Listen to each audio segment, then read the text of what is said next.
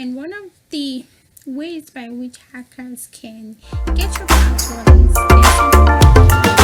credential stuffing. And what I mean about this is hackers have your stolen credentials or your stolen credentials like your username and passwords, and what they do is they test this against multiple accounts to see if there's a match. So if your credentials are stolen, what hackers do is they test these stolen credentials against multiple accounts to see if there's a match. And don't be surprised if I tell you that there are tools out there that can automate the testing of these stolen credentials across multiple sites, which makes it easy for hackers to quickly breach the account.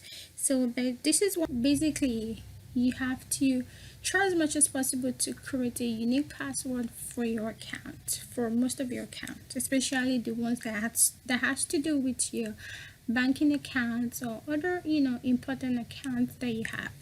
And the next one is the key, is what we call key login. And what I mean by this is it's a way by which hackers can record what you type on your keyboard. Imagine being on your laptop, you're on your bank website, and you're typing in. As you're typing these, the keys that you enter, like your username and password, is being recorded and being transferred to probably a database that is being controlled by these hackers, and they can replay these and try to use this to get into your account.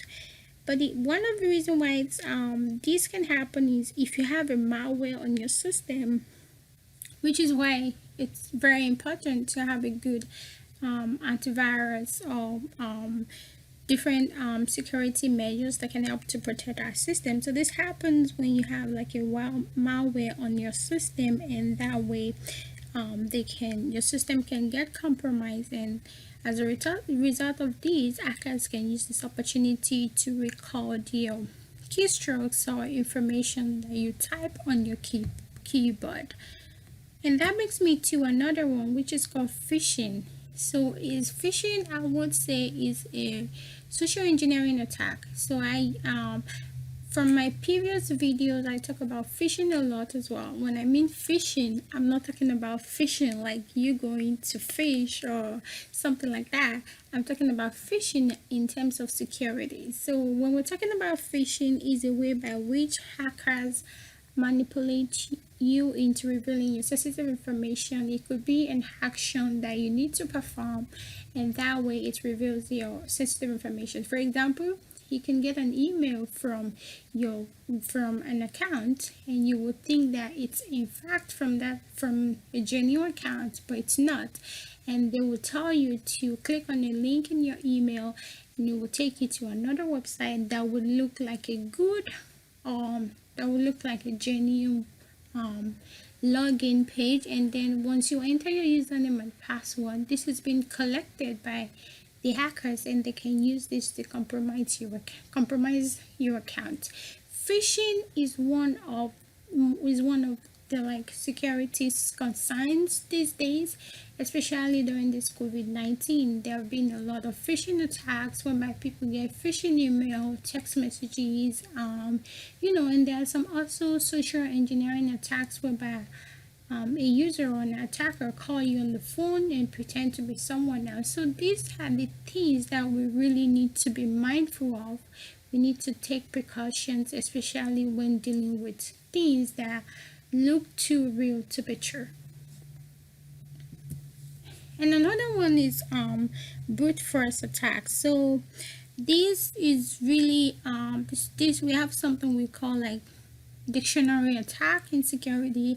I will not go into details of that, but just know that an attacker can carry out a brute force attack on your account. So what I mean by that is they go through a list of possible passwords that they think that the user can use, and then continues to run this on the database of passwords that they have until they find the right one. You thinking that this might be like a long steps or a long process for hackers to do, but then there are different automation tools out there, like tools that you can automate that can help them get this done as soon as possible. So this is another way by which hackers can um, compromise your account and get your information and see if it matches, and then they can do what they want to do with your account. So the last one that I have is password spraying, and this is another way by which hackers, mostly people are guilty of using, something relating to them as their username or passwords, or as simple as using 12345, which is very easy to guess. And from the reports that I found out that there are many common passwords that are being used these days as well. And looking at the rank as well, in 2011, you see people keep using password. Why would you use password to secure your account? So this is really not a good idea. Why would you use 12345 6 to secure your bank accounts? Or so these are a list of the common passwords that are being used by users to secure their account. So if you're using this, please, you shouldn't be using this, because hackers are getting smart every day, and they know people would still use this password. So these are like 5 ways by which hackers can get your passwords. But like I said, there are many ways by which hackers can get your password. This is just one of them.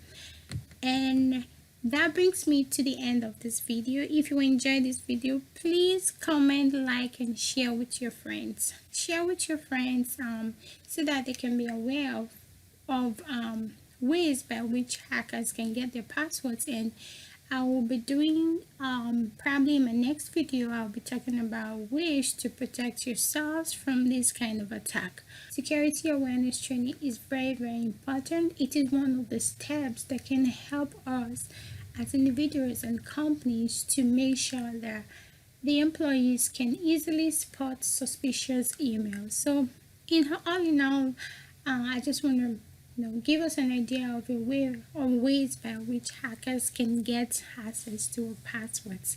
If you enjoyed this video, please subscribe, and I'll see you in my next video. Thank you.